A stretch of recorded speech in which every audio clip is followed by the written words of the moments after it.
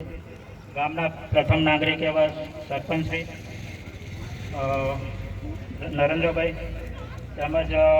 માવડી ગામના તાલુકા પંચાયત સદસ્ય શ્રી અરુણાબેન નરેન્દ્રભાઈ, તેમજ જિલ્લા પંચાયત સદસ્ય શ્રી સુમનબેન, તેમજ મુકેશભાઈ, તેમજ